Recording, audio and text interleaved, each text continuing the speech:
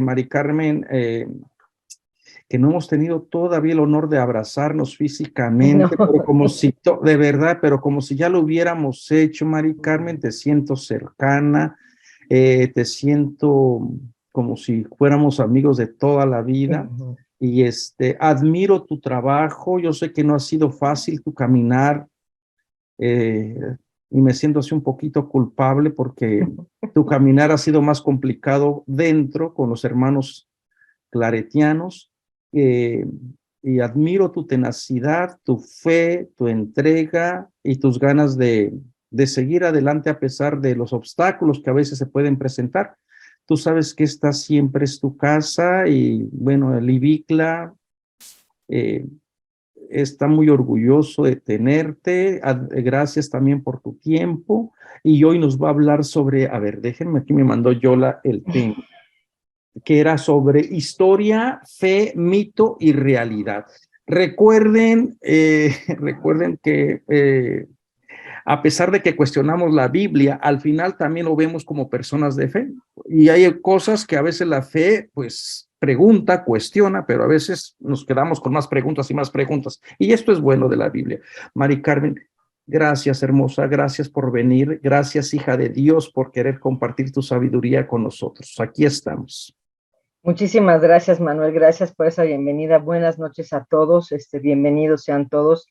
Realmente, efectivamente, no nos conocemos personalmente, pero siento igual, o sea, lo siento igual, cercanos, como si los conociéramos de toda la vida. Muchísimas gracias por la confianza, por invitarme el día de hoy con este tema, pues que es como un tema doble, podríamos decirlo que es como un tema doble, es la historia, lo vamos a ver así, historia y fe, y después vamos a hablar del mito y la realidad, y vamos a llegar a unas conclusiones de estos 4 aspectos de cómo nos aproximamos a la Biblia, ¿no?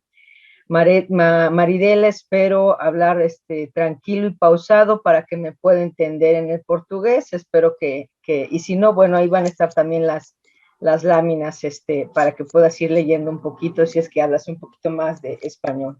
Gracias por el esfuerzo. Y pues sin más preámbulos, nada más pues encomendándonos a Dios en esta noche para que todo nos salga bien, para que por ahí tenemos una compañera, una hermana, Martita, que está con COVID y su familia, pedimos también por ella, sus oraciones para con ella, para que afortunadamente pues ahora las cosas son diferentes a como eran en el principio, así que pues nuestras oraciones con todos aquellos que están padeciendo alguna enfermedad, no nada más del COVID, y por todos los que estamos aquí presentes, para que tengamos una buena noche y después de esta plática, pues un buen descanso. Sin más, les voy a compartir pantalla. Por ahí me avisan si se ve o si no se ven. Pues hasta aquí este pequeño cortito de la historia. Creo que nos queda muy claro esta cuestión de la historia, o sea, son hechos reales, sucesos que pasan, que de alguna manera son comprobables y que pues son comprobables, como nos decía el video, pues con el estudio de monedas, ahora la arqueología también nos ayuda mucho con los descubrimientos que hay, toda una serie de hechos y de factos que se pueden comprobar de una u otra manera. En el caso de la Biblia, pues no es así, ¿no? Déjenme ponerme por acá. En el caso de la Biblia tenemos hechos históricos y tenemos prácticamente lo que vendría siendo la historia del pueblo de Israel. ¿Cómo el pueblo de Israel, cómo maneja su historia? Y aquí les voy a compartir una vez más pantalla para decirles, bueno, la historia no sé si lo estén viendo, aquí está. Sí se ve. Ya. Aquí está, la historia para el pueblo de Israel es con la mentalidad semita. ¿Qué quiere decir esto? Bueno, que incluye el ámbito de lo trascendental o sobrenatural, la intervención de fuerzas divinas no verificables y experiencias naturales del hombre. Lo importante no es la veracidad de los hechos o que estos sean comprobables. Lo realmente importante es la significación existencial que el relato tenía para ellos. Es decir, la causalidad divina, lo sobrenatural, intervención de fuerzas poderosas no terrenas. Para el pueblo de Israel esto era lo importante, no tanto que la historia fuera real, que fuera comprobable o factible, ¿no? O que se pudiera ver, palpar de alguna u otra manera, ¿no? Dentro de la tradición bíblica de mentalidad semita no había diferencia entre historia, leyenda, epopeya, etcétera, ¿no? De la manera como nosotros lo distinguimos. Ellos pensaban que todo formaba parte de una realidad sucedida. Para ellos, los acontecimientos, tal como los narra, eran parte de una historia real que no tenía más razón que resaltar el significado de lo relatado. Pero esto no quiere decir que su historia o su relato sea una mentira. Ahí hay que distinguir en ese sentido. Y bueno, recordemos que la semana pasada Giselle nos habló de los diferentes, se me fue, de los diferentes tipos de escritura que se usaban de las, se me fue el nombre, Gis, si me ayudas ahí con el,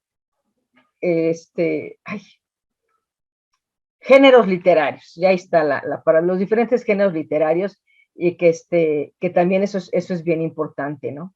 Es decir, el pueblo estaba más interesado en la explicación de los hechos que los hechos mismos, ¿no?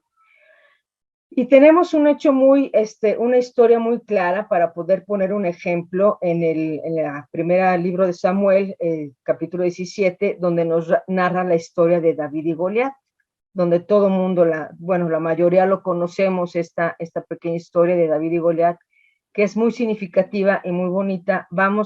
Aquí también les tengo otro pequeño video para no aburrirlos en leer y leer, para no leerlo vamos a tener este pequeño video. Bueno, aquí tenemos la historia de David y Goliat, que pues como dice la historia, ¿no? Goliat, un ser superdotado de 3 metros, dice la Biblia, ¿no? Este hecho de 3 metros, pues a menos que sea récord Guinness, y yo no he conocido ningún récord Guinness que mida 3 metros, creo que el récord Guinness más alto es de 2 y cacho, pues son sucesos que no son reales, ¿no? Es un mito, no es una realidad que un hombre tan grande pueda existir, ¿no? Pero aquí lo interesante del relato es pues cómo nos lo plantea la Biblia, ¿no? O sea, y ahí vamos a ver un poquito aquí de cuál es el propósito del relato, o sea, a qué se refiere o qué es lo que nos quieren decir con este relato, ¿no? Analizando un poquito la historia, ¿cuál es el mensaje aquí con David y Goliat? Es David el que va a ser el rey, es el elegido para poder continuar y que sea el que liderea el pueblo.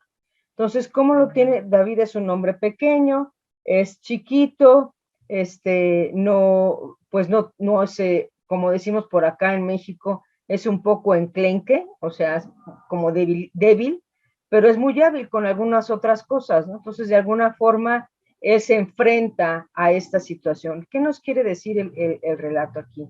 Pues prácticamente es esa parte, ¿no? Voy a compartirles otra vez pantalla por aquí, en donde, bueno, nos dice el propósito de la historia, ¿no? Un poquito el análisis, el propósito es qué quiso decir en el mensaje. Bueno, y cómo se dijo, bueno, el género literario, que aquí estamos hablando de un mito, ¿no?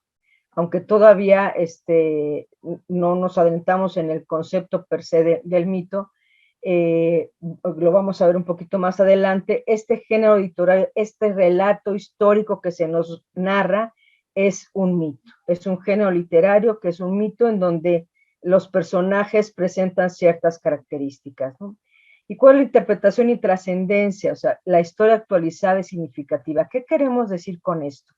¿Qué quiere decir para nosotros esta parte de la historia, del relato histórico que se nos está presentando?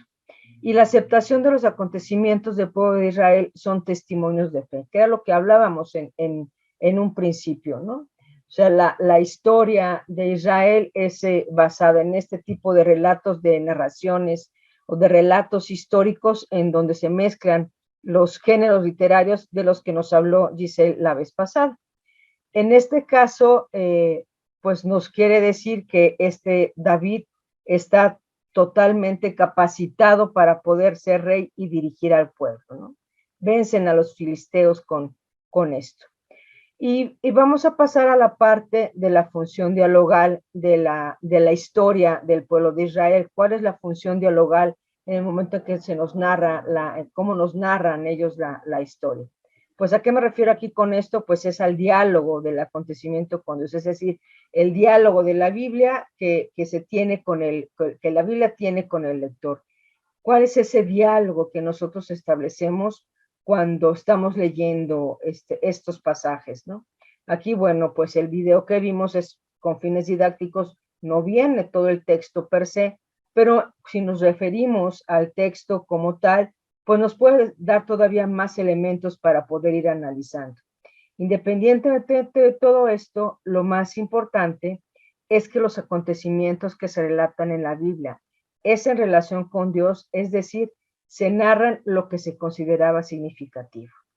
¿Y por qué detrás de todo esto estaba Dios? Todo tenía su origen y su motivo en Dios. Entonces, hay que tomar en cuenta el género literario, hay que ver qué es lo que se nos está tratando de decir con este relato histórico. Y bueno, recordemos que los escritos en la Biblia han sido en primera instancia tradición oral. O sea, acordémonos que no se escribieron de primera mano, o sea, no estaba ahí como ahora en las noticias que está el camarógrafo, está el reportero y están tomando la noticia de los hechos que están pasando en ese momento. No, simplemente son relatos que pasaban de generación en generación y que han sido tradición y por esto es más conveniente llamarlo un relato histórico. No es un hecho histórico como nos lo decía el video en la primera instancia, en donde son hechos precisos que se pueden constatar, que se pueden verificar de una u otra forma. Estos relatos iban a actualizarse al pasarse de generación en generación, hasta que quedaron escritos y tenían presente lo primordial, que lo primordial era el mensaje que Dios les estaba dando. Los movía a la fe y era plasmar que Dios estaba presente en el momento del relato. Y tiene que ver más con el creer, con esta fe de la que hablábamos, que con el saber.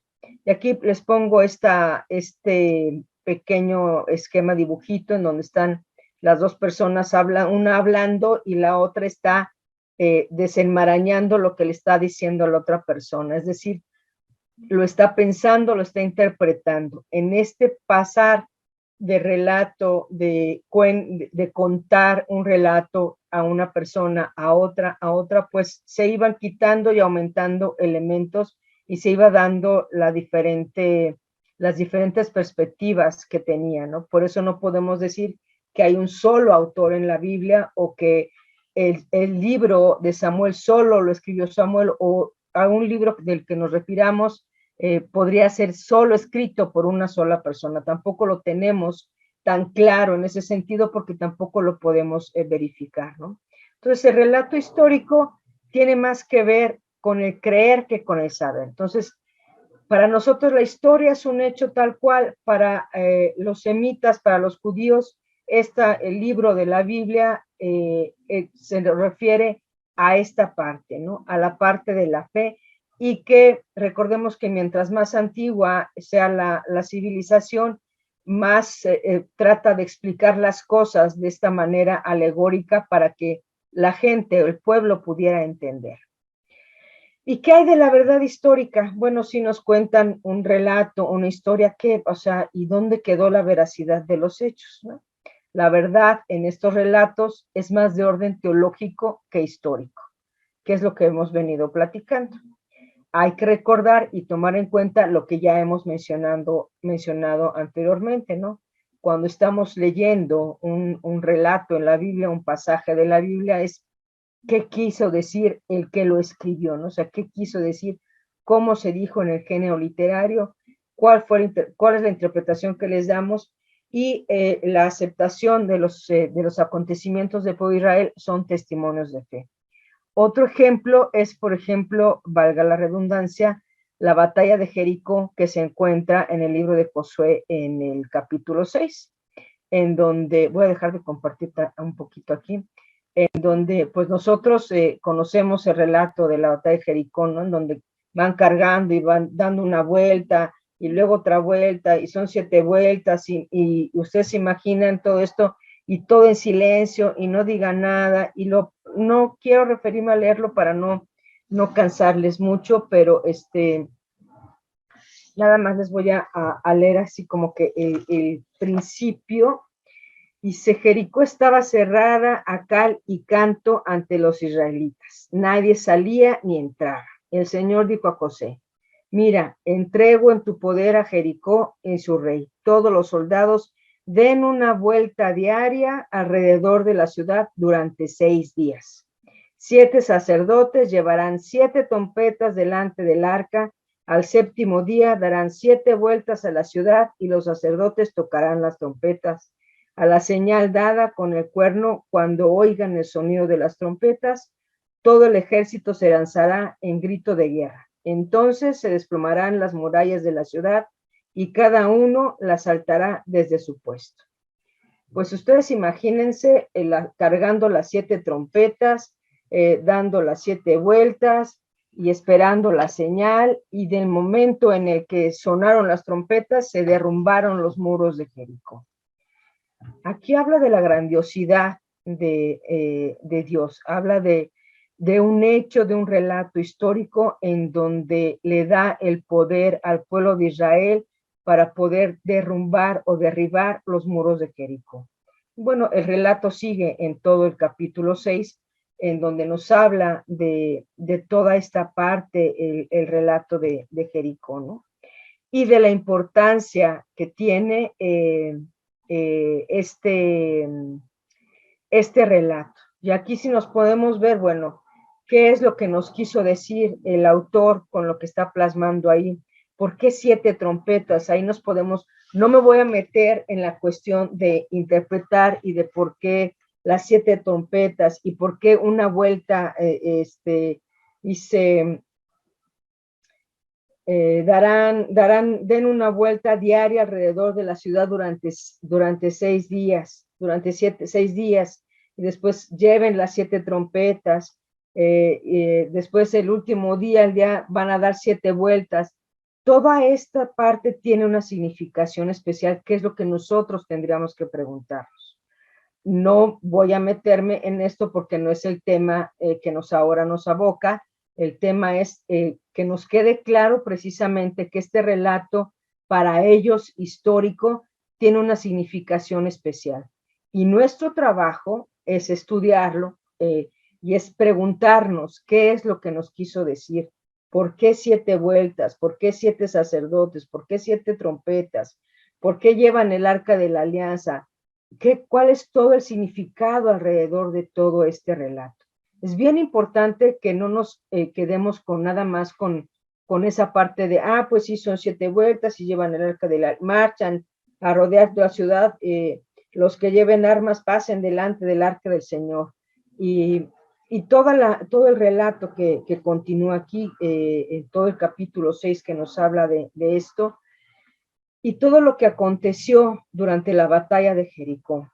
Aquí lo importante es qué nos quiere decir este texto, qué nos habla, qué nos dice. Es un relato histórico para los judíos, sin embargo, pues a veces pensamos qué complicado, o sea, ir cargando el arca de la alianza y las 7 trompetas, y por qué 7 trompetas. Entonces hay que cada relato, cada vez que nos aproximemos a la Biblia, sobre todo en la parte del Antiguo Testamento, hay que tener mucho cuidado de no tomarlo, como nos decía Giselle la clase pasada, de manera fundamentalista. Hay que tomar en cuenta el género literario, hay que tomar en cuenta el contexto en el que se está diciendo y si se refiere a un relato histórico o no. Y voy otra vez a compartirles pantalla por aquí. Vámonos a la conclusión de esta primera parte, ¿no? Distinguir entre la verdad histórica y teológica. O sea, la verdad histórica per se, recuerden que son los hechos comprobables. La verdad teológica tiene que ver con la fe, tiene que ver más con el creer que con el saber. En la historia nos interesa conocer los hechos. En la teológica es qué es lo que nos hace creer. Distinguir entre lo acontecido y su significación, que es lo que comentábamos hace un momento, ¿no? O sea, qué es lo que pasó y cuál es el significado. Al igual que pasa con David y Goliat, ¿no? ¿Cuál es la significación de esto? Bueno, que David va a ser un gran rey para poder liderar a su pueblo, ¿no? Los relatos están escritos desde la fe del relator. Esa parte también es bien importante. O sea, es algo que ellos de verdad creían que así sucedía, ¿no? El propósito es de esta función de la fe y de la obediencia de Dios. O sea, ¿cuál es el propósito? Está en función de esta fe y de esta obediencia que ellos tenían hacia Dios, ¿no? Es lo que nos ilumina para poder, o lo que los iluminaba, mejor dicho, a ellos para poder transmitir esta fe, esta creencia que ellos tenían, ¿no? Iniciar por descubrir el mensaje teológico y después pensar en la historicidad del relato, no al revés. O sea, la lectura correcta empieza por el propósito del autor en la Biblia, que es del orden teológico y no histórico. O sea, no hay que irnos porque y cuándo existió Jericó y en qué fecha pasó y cómo sucedió y dónde se ubicaba Jericó geográficamente o dónde se llevó a cabo la batalla de David y Goliat. No tenemos que empezar por ese lado, sino al contrario, hay que empezar por el orden teológico, qué es lo que nos quiere decir este relato, ¿no? Voy a dejar de compartir aquí otro poquito para hacer un poco más de reflexión al respecto antes de entrar a lo que es mito y realidad. Es bien importante que nos quede claro esta parte de la historia y la fe. La historia es la parte de los hechos históricos y la fe con la que vemos los relatos históricos que se narran en la Biblia.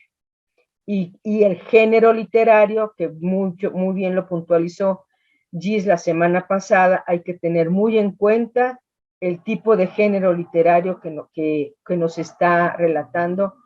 No me voy a meter porque si tienen alguna duda en eso, está en los videos de YouTube, se van a buscar ahí a Ibicla y buscan el video de la clase pasada para que se les quede un poquito más claro esto de los géneros literarios, porque bueno, ya vimos esto.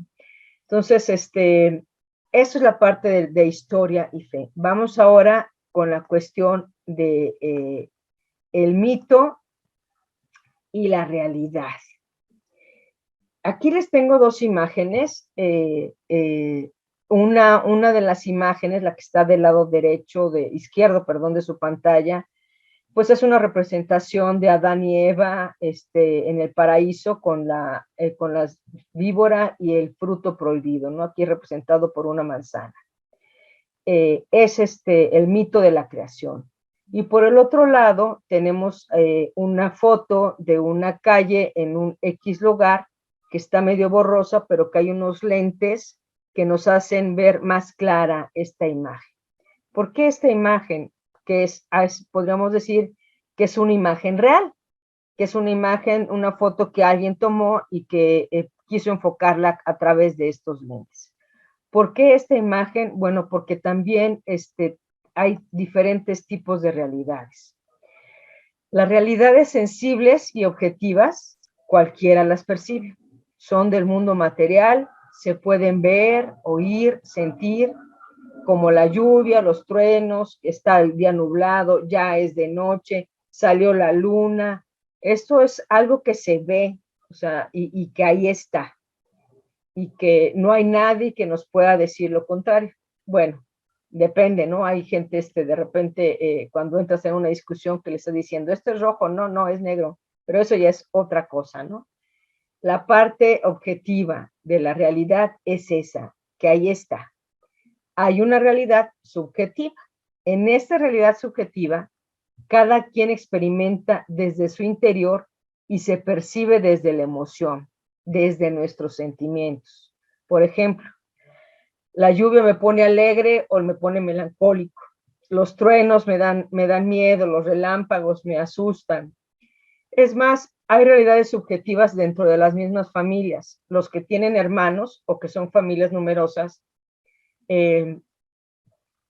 perciben de diferente forma a sus papás. Si ustedes les preguntan a una familia o a unos hermanos que les describa cómo es su papá o su mamá, cada uno le va a dar una versión diferente. Muy similar, probablemente en algunos detalles, pero diferente porque cada uno lo ve desde la relación personal que tienen de ellos. Yo me acuerdo, mi abuelita, cuando falleció mi abuelita hace ya muchos años, en paz descanse, comentábamos, yo estaba, que tendría yo como unos 16 años más o menos, y me acuerdo que comentábamos entre las primas, o sea, las hijas de las hermanas de mi mamá, primas hermanas, comentábamos, y mi hermano comentábamos de mi abuelita, y que lo buena que era y cómo nos quería, pero una de mis primas decía, no es cierto, o sea, mi abuelita no era así, y a mí me hacía esto y esto y esto, yo decía, pero ¿cómo no? O sea, si conmigo era así, así, así, asado. Esa es una realidad subjetiva. Cada quien lo experimenta desde su interior y es su realidad, y por el hecho de que sea una realidad diferente, no quiere decir que sea mentira. Entonces, esta realidad subjetiva también tiene mucho que ver en el momento de que nos aproximamos a la lectura de la Biblia. Y nos queda esta imagen en donde aquí es una imagen y ya me dirán ustedes más adelante qué fue lo que vieron en esta imagen. Hay dos imágenes engarzadas, ustedes sabrán qué es lo que van a ver, lo que ven en esta imagen, y es la realidad de cada una, de cada uno de los que está viendo esta imagen. No les voy a decir qué es y al final me dicen qué imagen vieron. Y la otra realidad, la trascendental, que es muy importante cuando nos aproximamos a la Biblia, a la lectura del estudio de la Biblia, son de carácter filosófico y teológico. No son de sensación ni de sentimiento, tiene que ver con la convicción personal, con opiniones, creencias, y el lenguaje empleado puede ser filosófico o figurado en metáforas o simbolismos. Los autores en la Biblia usaban este tipo de realidad no por ser filósofos, sino porque este tipo de lenguaje se prestaba mejor a la comprensión para ellos. Como por ejemplo, el ángel anunció a los pastores el nacimiento del Salvador, ¿no?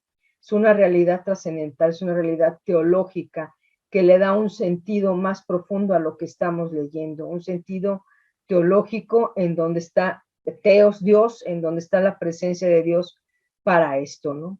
Estas realidades, la realidad objetiva y la realidad subjetiva, la realidad objetiva como tal, pues no la podemos apreciar en la Biblia, porque pues no nos está hablando de, no es una historia per se, que podríamos decir que la historia es una realidad objetiva, en donde se palpan los hechos. La Biblia es un poco más subjetiva en ese sentido, porque se experimenta, los relatos que se narran, los narran personas desde su punto de vista de la fe, que es, aquí nos dice, perciben desde la emoción, desde nuestros sentimientos. Yo añadiría también aquí desde el punto de vista de la fe, en el caso de la realidad bíblica, ¿sí? La realidad que es la realidad trascendental, que es teológica y desde este punto de vista. ¿Por qué la importancia de las realidades trascendentales? Que ya les había comentado un poquito. El lenguaje empleado describe mejor lo que el autor quiere decir. ¿Por qué se hará esto? Bueno, para ellos en esa época era importante resaltar los hechos que ellos querían decir y cómo lo hacían, pues a través de estas realidades trascendentales. En la Biblia se habla de Dios, se habla de ángeles, de demonios, como si fueran seres humanos que hablan, se mueven y tienen cuerpos visibles. Pero nadie ha visto a un ángel, nadie ha visto un demonio, y mucho menos nadie ha visto a Dios, o por lo menos yo no he visto a ninguno de estos personajes, ¿no? Sin embargo, creo en ello, en el demonio tal cual, o la maldad como tal, existe, pero no es algo que podamos ver, ¿no? Pero es una realidad trascendental. También se habla de lugares, como si estos lugares fueran comunes, como lugares comunes que se pudieran tocar y ver o visitar, o sea, que pudieras ir al cielo o al infierno a tu gusto y a tu gusto, pues está medio complicado, ¿no? Yo la verdad, el infierno no me gustaría visitarlo, el cielo, pues quién sabe, prefiero estar aquí ahorita en el mundo terreno, tengo muchas otras cosas por hacer, ¿no? Entonces, esta es una forma de hablar de realidades trascendentales, es decir, dar la importancia que se requiere al relato para el autor como el lenguaje mítico, ¿sí?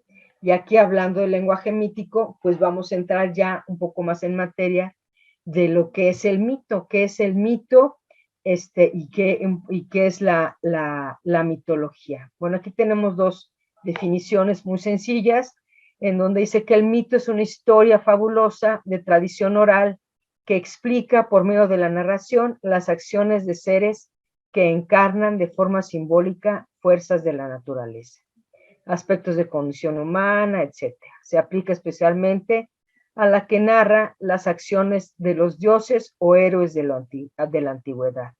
Y bueno, Gis nos explicó también este género, el mito como género literario. Y hay mitos de héroes, hay mitos de teofanías. Más adelante vamos a ver este tipo de mitos, porque tengo también ahí otro videito muy claro en ese sentido. Y la mitología, dice, de allí podemos afirmar que la mitología conforma la cosmovisión o el sistema de creencias de una cultura. ¿Qué es esto? Bueno, por ejemplo, los romanos tenían sus dioses, tenían toda su mitología alrededor de sus dioses y tenían diferentes dioses, la diosa del amor, Zeus, el dios más poderoso, el dios de la guerra, todo este tipo pero eso era toda una cosmovisión de la cultura romana o de la cultura griega, ¿no? Que los dioses se parecen mucho, cambian de nombre, pero a eso se refiere en el sentido de la cosmovisión, ¿no? Pero voy a pasarles por aquí esto que tengo aquí preparado para que nos quede un poquito más claro.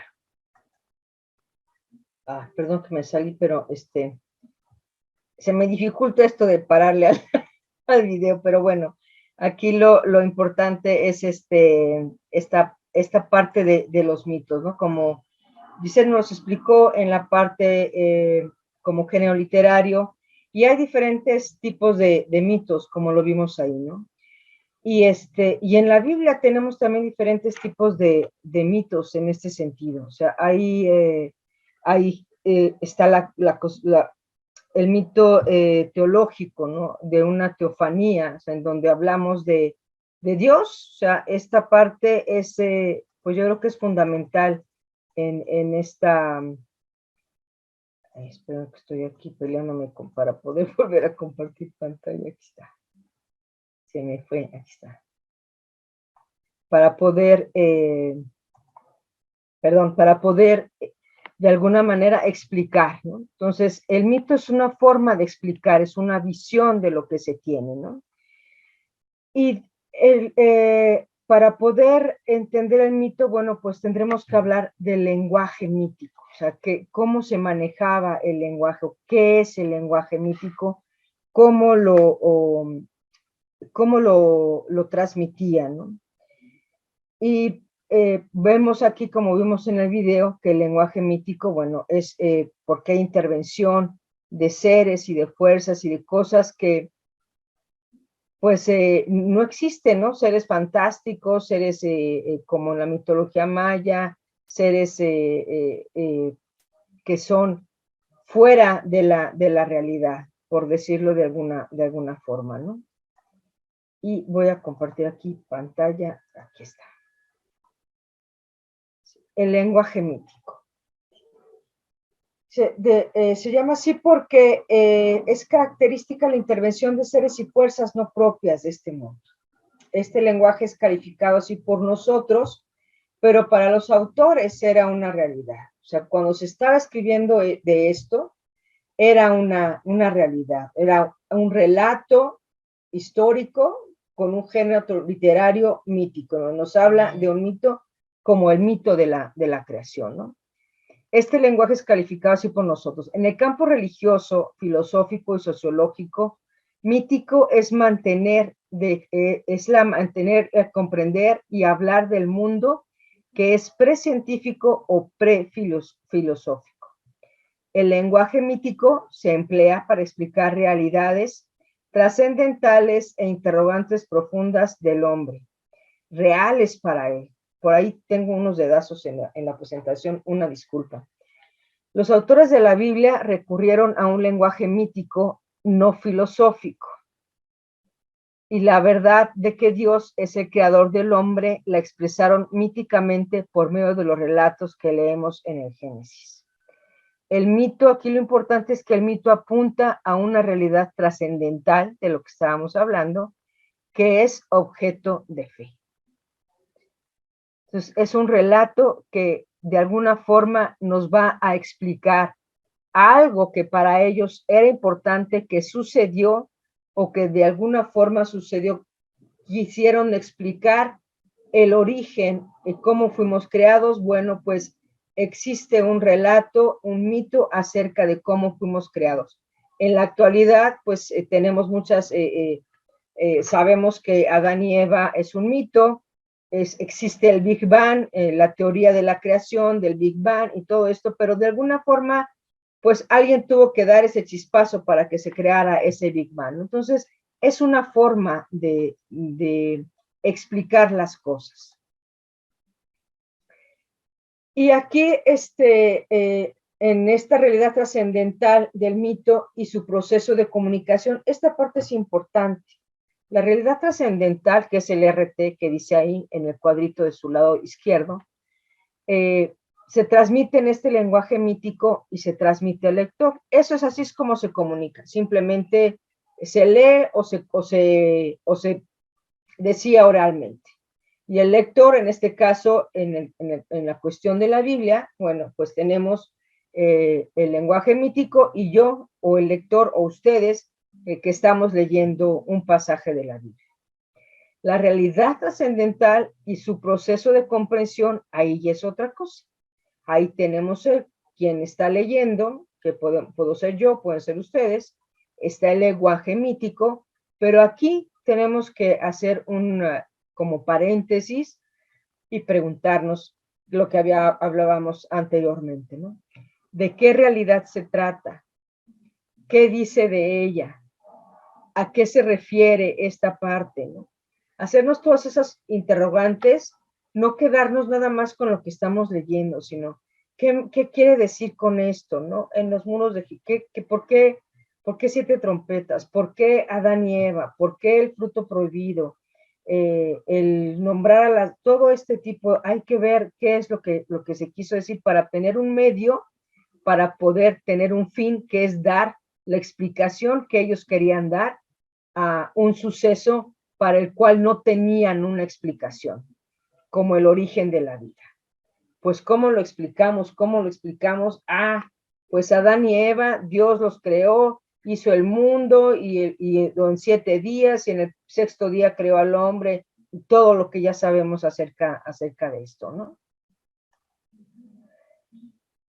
Para aquí, una vez que tenemos toda esta parte voy a regresar un poquito acá, a esta parte de la realidad, del proceso de su comprensión y de todo esto que hemos estado hablando, y el poder adentrarnos a todo esto, hay un proceso de desmitificación que parece como trabalengua, desmitización y desmitologización. A mí me cuesta un poquito de trabajo las dos palabras, pero bueno.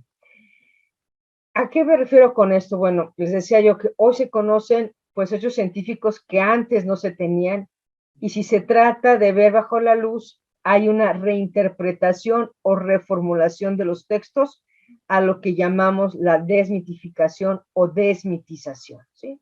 Que no es lo mismo la desmitologización, más adelantito vamos a ver lo que es, ¿no?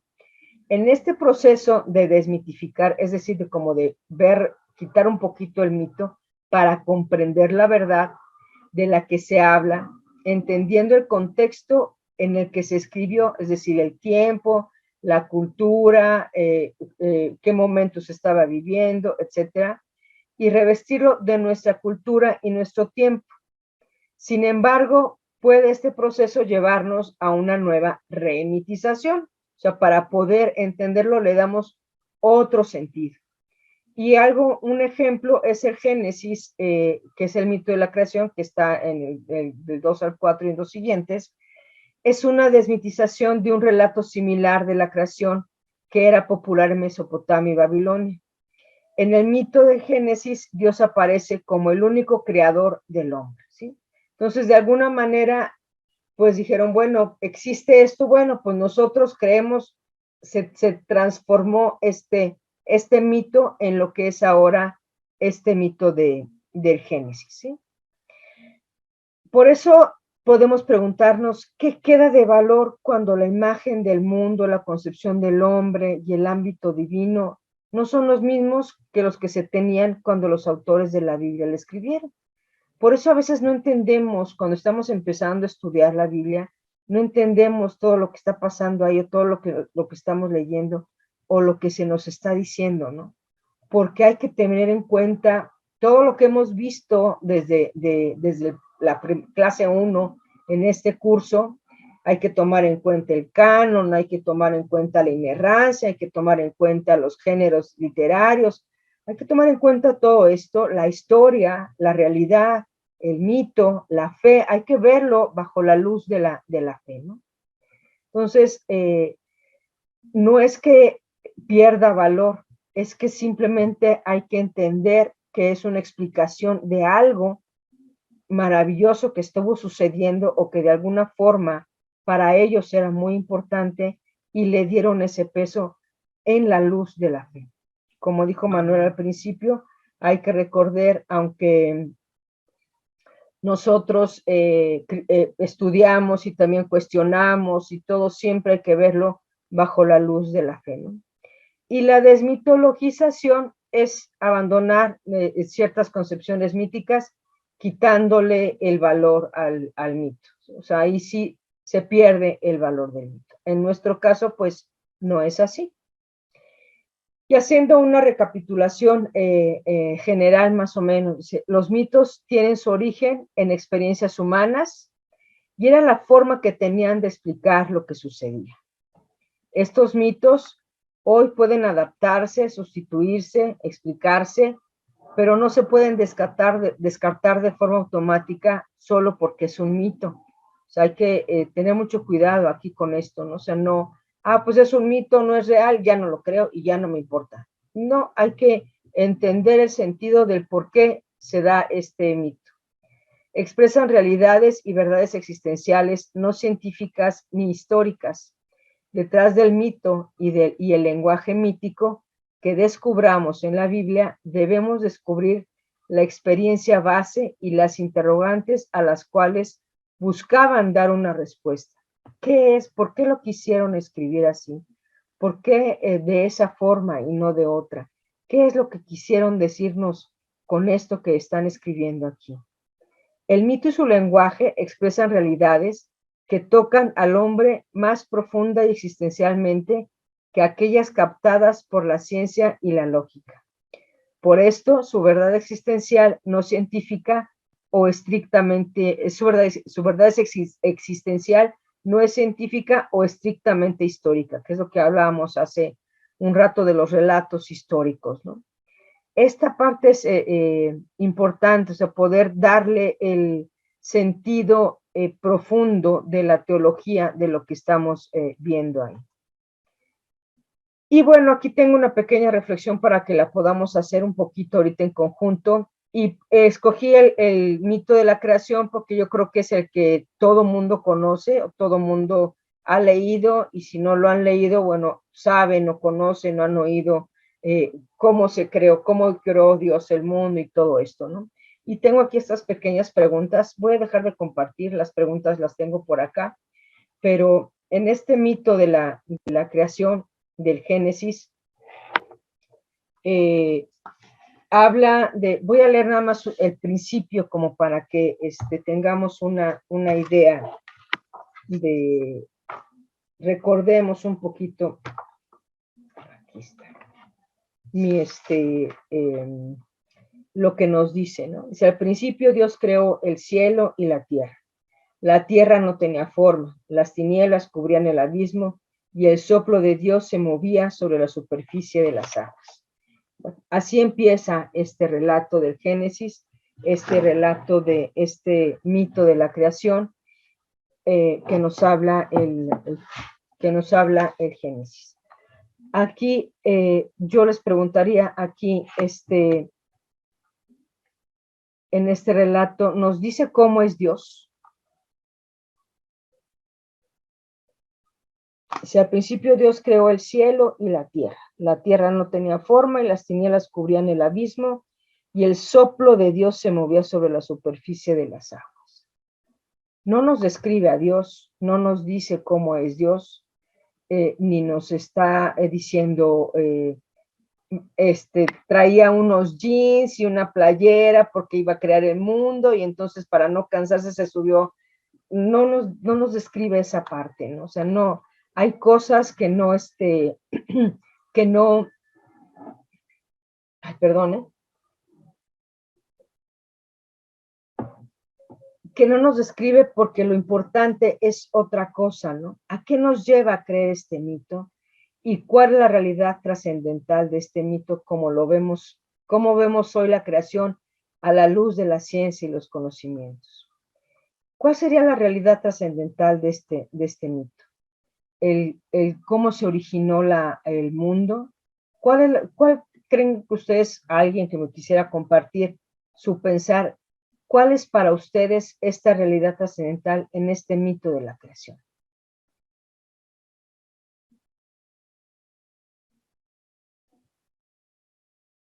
¿Nadie? Nora, adelante, por favor. Buenas noches. Para mí lo más importante del mito es descubrir la bondad de Dios, porque todo es bueno. Lo recalca varias veces. Es decir, nos muestra que todo fue hecho con ese amor, ¿sí? Que todo lo que ha salido de sus manos es bueno. Y si yo lo miro hoy a la luz de lo que ya hemos ido aprendiendo con la ciencia, con todo lo que han investigado, las cosas que se van revelando cada día, yo sigo descubriendo la bondad de Dios. Muchas gracias. Gracias, Nora. Giselle. Pues tomando en cuenta lo que vos nos acabas como de explicar, ¿verdad? Yo creo que lo que se quiere dar a entender es el Dios creador, que todo está hecho por Él, ¿verdad? Los animales, las plantas, el cielo, la tierra, todo lo que existe es creado por Él. Entonces es también el sentido de un Dios que crea, de un Dios que da vida y que es el que creó absolutamente todo. Así es, gracias. Sí, esa parte de la creación del Dios Todopoderoso, ¿no? Roger. Sí, a mí me parece que el autor quiere mandar un mensaje también a otros pueblos vecinos, pero especialmente al pueblo israelita, indicándoles que Dios es el Dios majestuoso, creador de todo, y que pues las ideas de de los dioses comunes que les rodeaban a los pueblos son muy inferiores a la grandeza de un Dios hacedor. Así es, efectivamente, esta parte de que los demás lo conozcan, ¿no? Aunque en realidad esto está escrito para el pueblo de Israel, ¿no? O sea, sabemos que esto se escribió para el pueblo de Israel, Y que bueno, cuando vino Jesús, cambió ahí para que fuera para todo el mundo, ¿no? Como dice los evangelios, vayan y proclamen la palabra hasta el último rincón de la tierra, ¿no? En este mito de la creación, en donde ya nos comentaba Kikis, que es el Dios creador, ¿cómo veríamos hoy la creación a la luz de la ciencia y los conocimientos? O sea, si no tuviéramos el conocimiento de la Biblia y de lo que hemos estado reflexionando ahora, y llegar y nos dieran este relato, ¿qué diríamos a la luz del conocimiento? Adelante, Agnes. Buenas noches. Creo que, a ver, yo me pego mucho a una cosa y es que el ejercicio de la creación, como lo presenta el mito del Génesis, está hablando de una experiencia divina en el ejercicio de vida de la humanidad. Creo que eso mismo pasa ahora, no es muy diferente. Si usted se fija en la teoría molecular y en la teoría del átomo, lo primero que usted encuentra es el movimiento de la energía y el movimiento de la luz. Entonces, en ese sentido, es el mismo mito, la misma experiencia y la misma sensación. Que nosotros, claro, la tenemos más clara porque tenemos unos elementos basados en la química, basados en la física, basados en la ciencia como tal, en la astronomía. Pero si usted, por ejemplo, va a ver la teoría de la luz, es muy semejante al mito escrito del Génesis. Inclusive es un mito que es, con todo cariño, la copia del mito babilónico. Entonces, esa experiencia es un sentir de nuestra humanidad. Y yo lo reconocería con lo que hace algunos años hablan los científicos de la luz de Dios, que es esa luz primogénea, ese punto de partida de la luz o de la energía con el que aparece, y a partir de ese punto de energía, dice la ciencia, que es lo último de lo último que podemos encontrar o hemos encontrado. A partir de ese punto de energía hay un destello de todo lo que se relaciona con la creación misma. Esa es la visión del mito ahora, para mí. Gracias, Agnes. Es un poco la cuestión de la desmitificación de la que hablábamos hace un momento, ¿no? En donde lo vamos transformando, ¿no? Y esto que nos dice Agnes, si lo vemos bajo la luz de la fe, bueno, esta mínima partícula, pues ya, o sea, por nuestra cuestión lógica y sentido común, pues hay algo ahí que, viéndolo a la luz de la fe, podríamos decir que esto nos lleva todavía más a darle mayor sentido, para mí, a darle mayor sentido al escrito del mito de la creación, ¿no? Es una forma diferente de relatar las cosas. Adelante, Roger.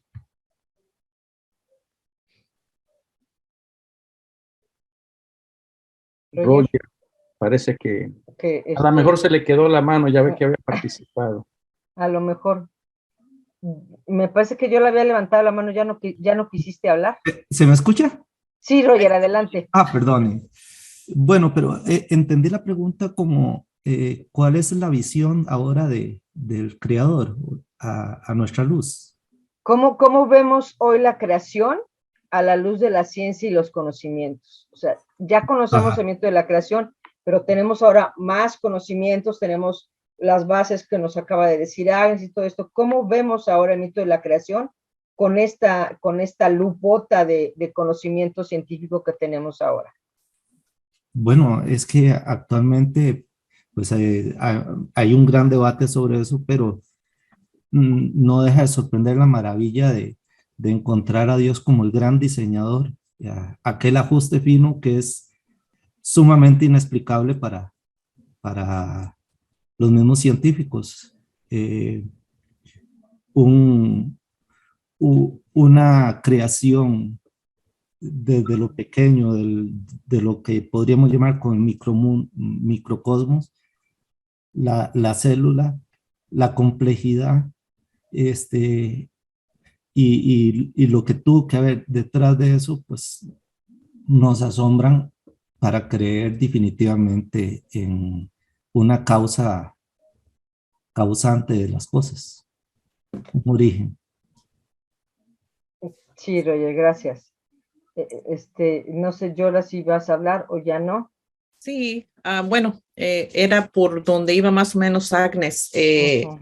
en ese sentido, ¿no? De que tenemos ya ahora toda esta ciencia que te explica toda esta energía, la luz, etcétera, la explosión, el Big Bang, pero creo que al final de cuentas siempre hay y antes de eso, ¿qué? Y antes de, o cómo pasó, o por qué pasó, o cómo fue tan casual que al explotar todo esto, todo se haya juntado de tal manera que hoy andemos nosotros los seres humanos por ahí caminando. Entonces creo que por más que la ciencia te explique, no podemos dejar de pensar en el mito, en lo que está atrás en esa fuerza que no conocemos, en esa casualidad o causalidad que hizo que se creara todo lo que los seres vivos, etcétera, como que se me hace tan difícil de explicar por más que la ciencia te lo explique, tanta perfección que siempre me pregunto lo que hay más allá y siempre me voy otra vez a los mitos, ¿no? A esa fuerza que no podemos ni nombrar y que no conocemos, pero que está en algún lado. Y también lo otro es que al nosotros tratar de ser muy científicos y desmitologizar los relatos bíblicos, nos quedamos vacíos, nos quedamos sin nada. Y yo prefiero quedarme con esa fe, con ese acompañamiento de algo más a lo que yo me aferro, que camina conmigo, que quedarme vacía y tratar de quitar todos esos seres que están o que nos explican cosas en los relatos bíblicos, y que quitándolos, pues realmente tendríamos historias muy tristes, muy sin sentidos, donde en vez de decirnos que Dios le habló a su pueblo, diríamos, hubo un trueno muy fuerte, y en vez de decir Dios le habló a su pueblo, o decir, bueno, la nublazón no se quitaba, donde quiera que caminaba esta pobre gente, allí iba aquella nube negra y dejándoles caer chorros de agua. No, yo prefiero pensar, bueno, esa nube era Dios, ¿verdad? Entonces seguir, a lo mejor de alguna manera, con esa fe de lo que representan todas esas cosas que a lo mejor hoy día le damos una explicación, pero que en su momento fueron lo único de lo que pudo agarrarse esa gente para seguir caminando. Gracias, Yola. Sí, esta es la parte, yo creo que esto que dices es bien importante en ese sentido y que es a lo que yo quería llegar precisamente, ¿no? Que concluyéramos con esto, o sea, que independientemente de lo que pudiéramos ver en los mitos que hay, al final del día, si nosotros vemos la perfección del universo y si nosotros nos ponemos a estudiar un poquito en ese sentido de cómo es que funcionan todos los astros en el universo y cómo es que no chocan unos con otros y cómo es que gira la Tierra alrededor del Sol y cómo la galaxia gira. Es una verdadera maravilla, ¿no? Y que la verdad es que para mí no hay otra explicación más que un Dios grandioso que pudo hacer todo esto, ¿no? Gis, adelante. Perdón, Mari Carmen, Sí. ¿terminaste con la exposición? Sí, ya. La exposición son ya las preguntas son para las preguntas. Sí. Ok, muy bien. Gis. Gracias. No, a eso iba, que ya lo hemos hablado, yo creo que en varios de los encuentros que llevamos, que yo creo que una cosa es la explicación, además de lo científico y todo lo que ya conocemos, ¿verdad? Como vos decías, no es lo mismo la explicación o cómo después, detrás de todo esto, vemos nosotros los creyentes que hay un Dios que existe, que ha sido el creador de todo esto, ¿verdad? Que como lo ven las personas que no tienen la fe que nosotros tenemos y nosotras, ¿verdad? Entonces, yo siento que por eso lo que nos une aquí, hoy, es precisamente esa fe, como los unía a todas las personas que fueron partícipes de la lectura de la Biblia, ¿verdad? Entonces no es lo mismo leerlo para nosotras o nosotros a raíz de la fe, que era para la gente que no tiene fe, ¿verdad? Para mí eso es muy importante, porque entonces uno tiene la idea de que detrás de todo esto, por más científico y todo, hay un creador, ¿verdad? Una fuerza creadora que es la que armoniza todo lo que el mundo y el universo tienen. Así es, Gis, muchas gracias. Y también en ese sentido, bueno, los relatos bíblicos que están contenidos en toda la Biblia, eso es importante, que también lo decía Manuel al principio, verlos bajo la luz de la fe. O sea, si uno agarra el libro de la Biblia como un libro y te pones a leerlo, pues puedes encontrar un montón de cuentos y fantasías muy bonitos y hasta ahí, ¿no? Gracias, Gis. Es Ricardo. Hola, buenas noches. Generalmente cuando yo hablo tengo un tono de voz y hablo un poco, que da la impresión de que soy un poco agresivo para dar mis opiniones, y si es así pido las disculpas, pero no hay ninguna mala intención ni pretendo ser agresivo. Así que antes que nada pido las disculpas que corresponden. El ser humano existe aquí en la Tierra hace 150 millones de años, y Dios existe hace 5.000 años atrás. Por lo tanto, el ser humano existió antes que existiera Dios, el concepto de Dios.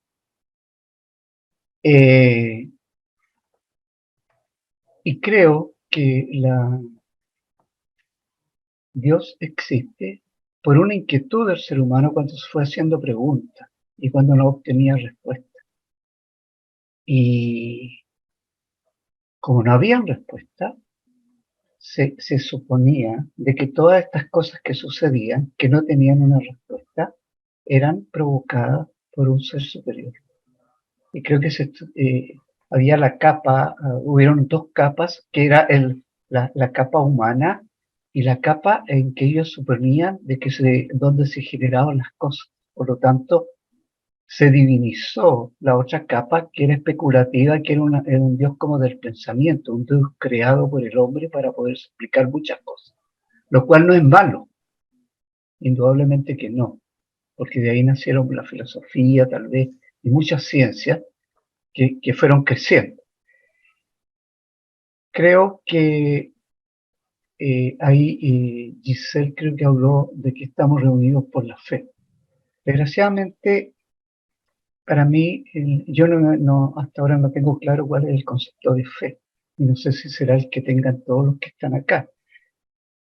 Creo que yo no tengo desgraciadamente el don de la fe. Yo creo que la fe es una máscara de la ignorancia, y creo que el Dios que hemos creado nos vino a salvar de la ignorancia precisamente. La ciencia no es una religión, indudablemente. He tenido serios problemas con la religión. Y cuando se trata de descubrir la verdad, es la ciencia la que más se acerca a la verdad. Yo respeto y sé que todo esto, como tú lo dijiste al principio, esto está enfocado bajo un punto de vista que es de fe. Es de como creer y dar crédito y darle cierta veracidad a esto que es esto de la creación y todo esto. Yo soy evolucionista, 100% evolucionista, y no creo en la creación así espontáneamente, ni que se hizo en un día, como hay dos creaciones en la Biblia, en un día o en 6 días. No creo que las cosas salgan de la nada, no creo en las divinidades, yo creo que las leyes de Dios están escritas en la naturaleza y son inamovibles, y no son dogmas, ¿ya? Son paradigmas. Y yo defiendo abrazo partido el espacio que ha tenido la ciencia, porque muchos de ustedes se han vacunado, ¿no? Y creo que una vacuna ha dado más resultados que un Padre Nuestro. No niego que el Padre Nuestro ayuda mucho y estimula mucho el sistema inmunológico en algunas personas. No lo niego. Yo, de hecho, en cada mañana rezo un Padre Nuestro. ¿Ya? Y trato de establecer un contacto y un relato con Dios de alguna manera, y creo que si alguna vez, si yo me muero y existe Dios, vamos a tener mucho, pero mucho, mucho, mucho que conversar, ¿ya? Y en alguna manera, en alguna oportunidad yo lo manifesté que tenemos una conversación pendiente, pero muy larga con él, y él lo sabe, si es que está. Pero mientras tanto yo me quedo en el espacio donde tratamos de ir buscando la verdad. Respeto, tengo dos Biblias acá, más una digital, en que las tres están redactadas en forma totalmente diferente. Entiendo que lo que estoy leyendo es una traducción de la traducción de la traducción. Por lo tanto, lo que abriga es una sombra de lo que alguna vez fue verdad. Pero la ciencia será la encargada algún día de establecer finalmente la verdad. Me encanta el tema, me encanta esto de los mitos, me encanta toda la librería que tiene la Biblia, porque hay mucha información ahí que la ciencia se encargará de descubrir alguna vez. Eso es lo que me gustaría opinar. Gracias. Gracias. Gracias, perdón. Sí, gracias, Ricardo, por tu comentario, muy válido, tu punto de vista, muy respetable también, por supuesto, y pues desde el fondo de mi corazón, de verdad voy a rezar por ti, por esa fe que no tienes, que se aumente, para que a lo mejor algún día se te abra la luz de la fe a esto, y cuando estés delante de Dios, también lo veas con estos ojos de fe. Muchísimas gracias por tu comentario, muy, muy valioso, y creo que por ahí Por aquí hay algunos comentarios a ver, sí, Manuel. Que la gente está poniendo. La ciencia no puede explicar el fenómeno del amor, la ciencia no explica el fenómeno de la vida, de la muerte. Soy mamá y la ciencia no me explica el sentimiento a la maternidad. Y yo también estaba pensando, Ricardo, si no cree con qué motivo reza el Padre Nuestro, así como que a veces no estamos aquí para decir, para juzgar, para esto, pero lo que usted parece ser es que tiene fe, pero a lo mejor no tiene la fe como la gente le expresa. De lo contrario, ¿para qué se tortura estando aquí siguiéndonos con cuántos años? ¿3, 5? ¿Cuántos años tiene ya con nosotros, Ricardo? Yo creo que ya tiene como 4 años, mínimo 3 años. Sí, más o menos esto. Ok, y yo creo que a lo mejor no tiene muchas preguntas, viene de una historia de ciencia, de método, de comprobación. Y el hecho de que a través de todo este tiempo nos siga acompañando con preguntas, enriqueciéndonos con sus comentarios, a veces poniéndonos hacia de decir, bueno, ¿qué hace si no tiene fe? ¿Y para qué reza el Padre Nuestro? Y para estar diciendo, admitir la posibilidad de que se va a aventar una larga conversación con el Creador. Pues yo también, una larga conversación. Entonces yo creo que a lo mejor la fe, a los conceptos, a lo mejor no son los que más le ayudan a usted a entender, pero yo creo que yo veo en usted un sentido de búsqueda, ¿verdad? Y de eso se trata, un sentido de búsqueda. Nosotros ofrecemos un espacio, un sentido de búsqueda. A mí lo más importante sería ahora, bueno, de la ciencia yo no me quiero meter porque no soy experto. Primero, ¿qué pensarían los científicos cuando llegan a un punto donde preguntan, como diría yo, y vuelven a preguntar? Eso por un lado. Y por otro lado, yo voltearía la pregunta, ¿qué sentido tiene ahora para la gente que cree en el Génesis, en el mito del Génesis, y que de alguna manera se sigue aferrando a ese mito sin estar abierto a lo que la ciencia nos dice. Porque aquí hay un puñito y habrá gente que todavía está pensando que sí, que la serpiente habló y que Dios formó esto y que Dios formó lo otro. De este grupito de 63 que somos, seguramente que todavía hay gente que está espantada. Y esto es un reflejo. Ahora, si lo abrimos el campo a los millones de que tienen la Biblia y que siguen creyendo en ese mito, que tiene una verdad maravillosa exposición, Mari Carmen, muy didáctica, muy bonita, que tiene una verdad detrás, pero que se siguen aferrando a ese mito tal y como fue para esa gente que no tenía todavía una evolución. Para mí eso es como más peligroso, de verdad, porque no estar abierto a lo que la ciencia te va diciendo, ¿verdad? Bueno, por ahí tenemos a Griselda y a Roger. Griselda, o es AO2, será de un planeta, de un esteroide, ya ve que a veces lo califican como AO2, no. De Griselda. Ay, no, no soy de un planeta, soy de la vida real. Ok, mamita. ¿De qué asteroide nos visita? De la Tierra. Muy Pero bien. yo no creo en los mitos ni nada, sino yo creo en Dios, que existe un Dios y que ha creado el cielo y la tierra para bien de todos los que le siguen. Simplemente creo que toda la Biblia está encerrada, no solamente en un mito ni una ciencia, sino en un todo, en todo para el ser humano, para llenarlo de fe, para su conversión, para no, o sea, todo ser humano tiene sus creencias, su mente para analizar lo que siente y lo que vive. Pero en realidad lo mío es seguir al Señor en todo momento y en toda circunstancia, y siempre lo he visto como mi creador. Gracias.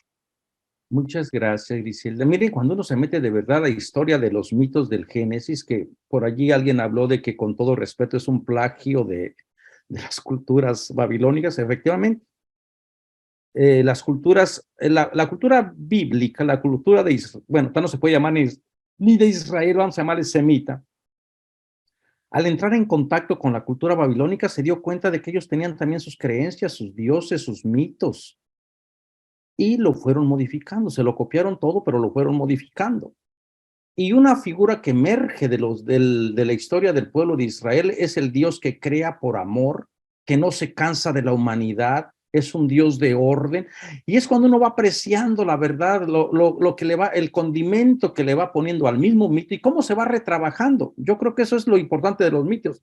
Y aquí ya también tendríamos que hablar a la mejor de cómo todas las culturas tienen sus historias sagradas. Me imagino que los pueblos originarios nuestros, el Popol Vuh para los hermanos mayas, para los aztecas, su mito de Huitzilopochtli, para el pueblo mapuche, lamentablemente no sé qué, pero me imagino que también han de tener sus historias sagradas. ¿Y cómo combinamos todas esas historias como una misma historia de Dios, verdad? Bueno, Roger y luego Giampiero.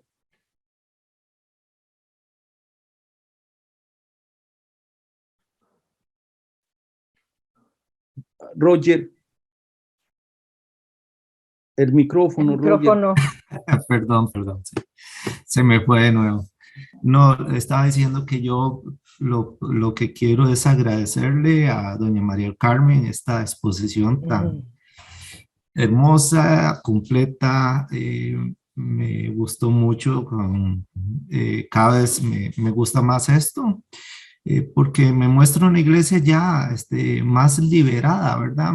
Una iglesia que quiere, pues, hablarle más valientemente al pueblo.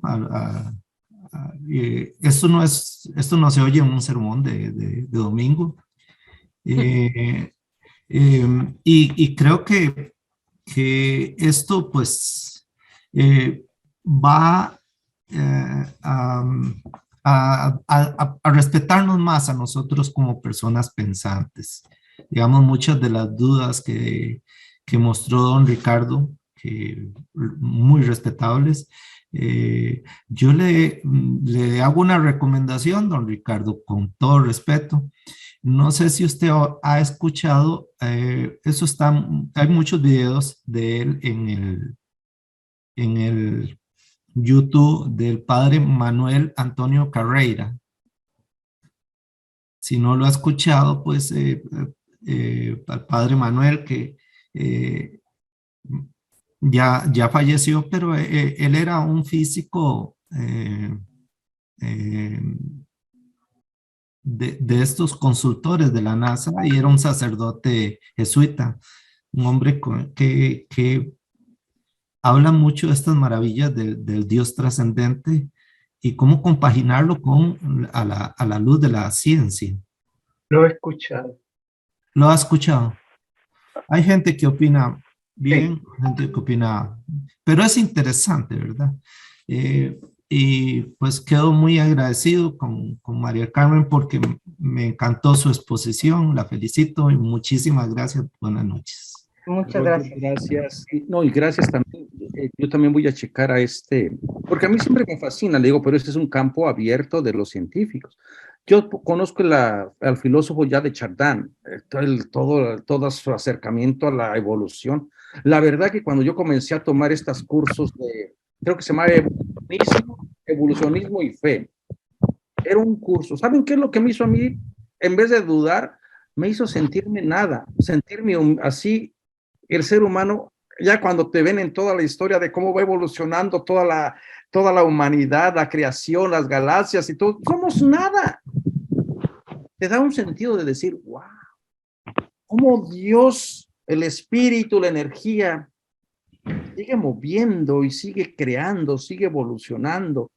Nunca pongan un punto donde Dios ha puesto. Sigue. Giampiero.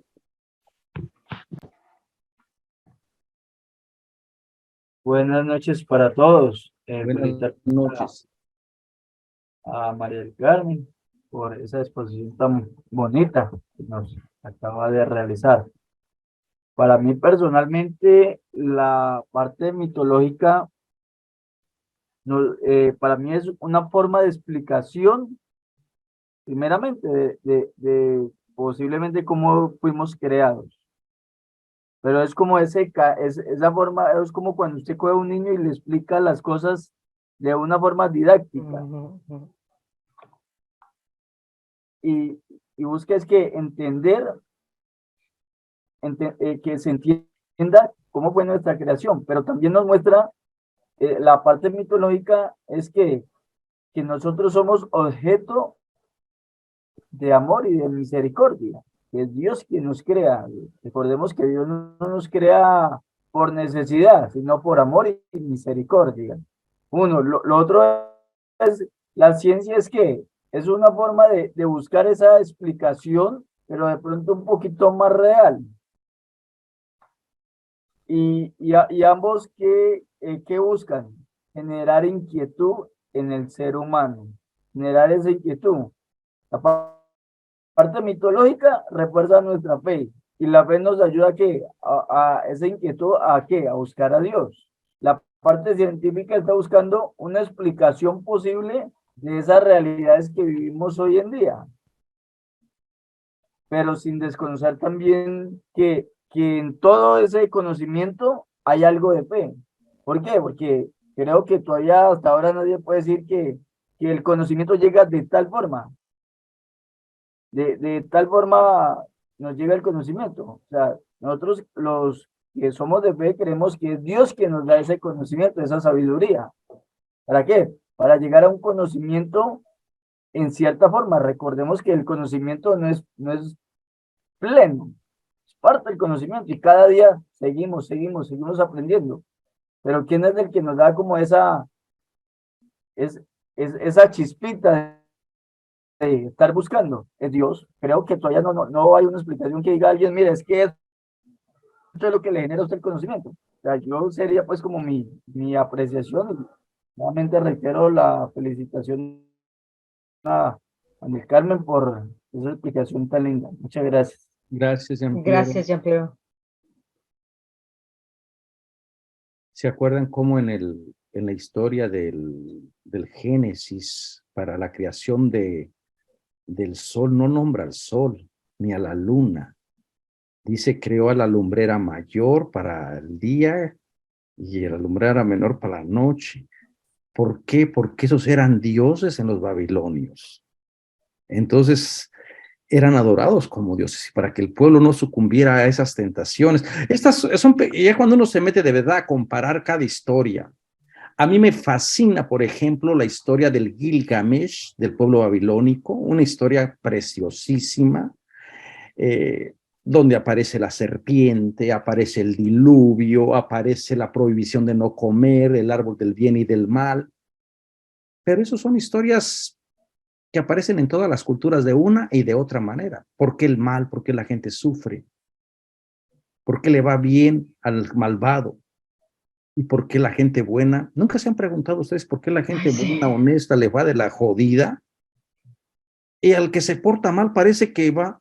Entonces, problemas tan profundos del mal, de la muerte, de la vida, ¿es el hombre el que se cree a Dios o es el ser humano que llega a tener conciencia de un ser superior? Ya después va a venir Feuerbach con esta idea de que, bueno, el hombre efectivamente al no encontrarle respuesta a todas las incógnitas, se cree a Dios. Es una proyección. O realmente, desde el punto de vista ya más antropológico, el ser humano va madurando y va teniendo una conciencia de Dios y ese Dios va cambiando. El problema con Dios, desde el punto de vista filosófico, fue que nos metimos en las teorías de Tomás de Aquino de que Dios es incambiable, inmutable, pero ese no es el Dios de la Biblia. El Dios de la Biblia cambia, se enoja, se irrita. Ya vamos a ver cuando lleguemos a esos textos. El Dios de la Biblia rompe los esquemas del pobre Tomás de Aquino, ¿verdad? Pero bueno, ahí estamos. Yo creo que nos has dejado, Mari Carmen, con muchas ganas de seguir adelante. Agnes, por ahí tiene Agnes. Manuel, gracias. Vea, esa frasecita que acaba de decir, que es que hacemos conciencia de Dios, en la medida en que vamos acrecentando nuestra experiencia de la vida, es más cercana a tener la experiencia de la fe en Dios. Es muy cercana a esa experiencia de Dios.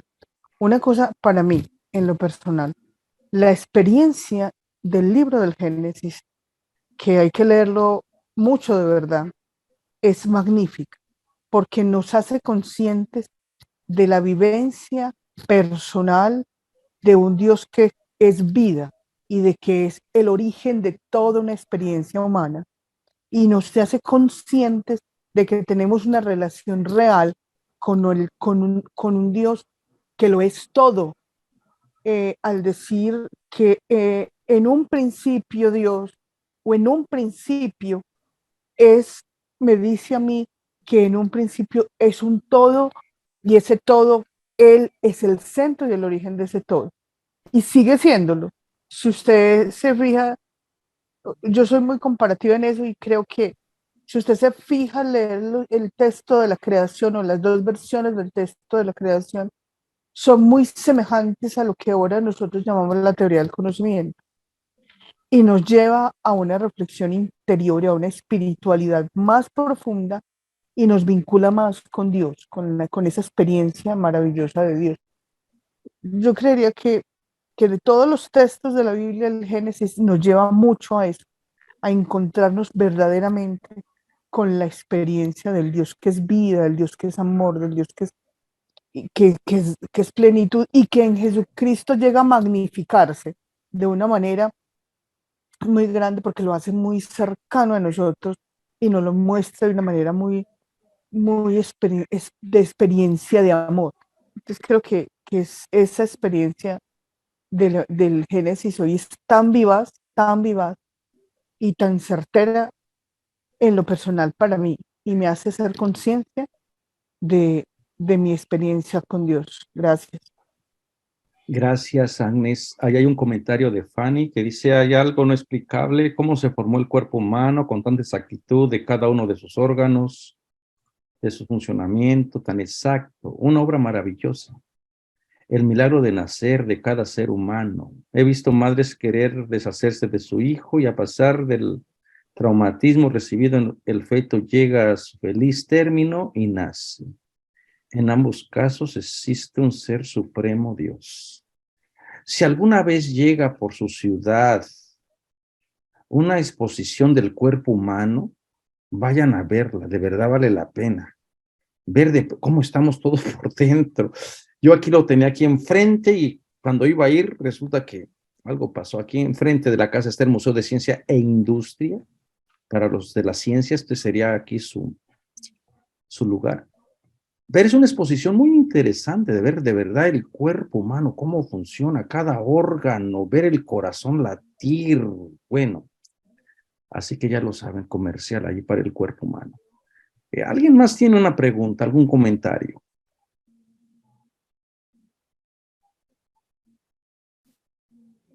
Antes de que me vea los anuncios, de verdad, cuando miren, recuerden que, bueno, son cursos introductorios, damos una probadita de lo que hay.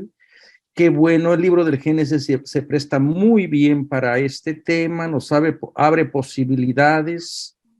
Y también tienen una actualidad, o sea, todos los mitos tienen una verdad, hasta el mito de, bueno, en México el mito de la Llorona tiene una finalidad, y ustedes saben, los mitos cambian también, de pronto ya aparece el mismo mito de la Llorona en Sudamérica, pero ya con otro nombre, con otro contexto, ¿verdad?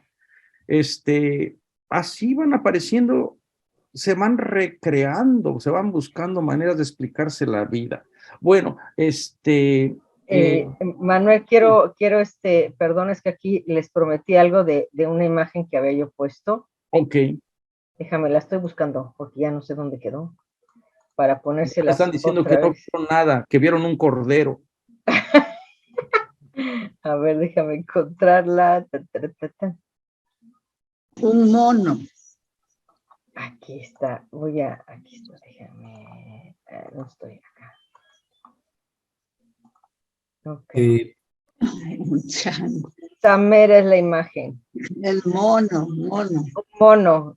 ¿Qué más hay ahí? Un mono. Un puma. Un puma. Sí, un felino. Una garza. Yo vi el felino. El felino. Exacto. Los dos. Fíjense, aquí, en ese, déjenme dejar de compartir, porque aquí está.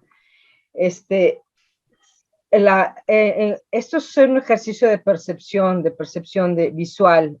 Hay veces que el cerebro del lado derecho percibe unas cosas y el del lado izquierdo otras, ¿no? El contraste del negro con el blanco también es importante, ¿no? Las personas que vieron los dos tienen una mayor capacidad de observación y de campo visual.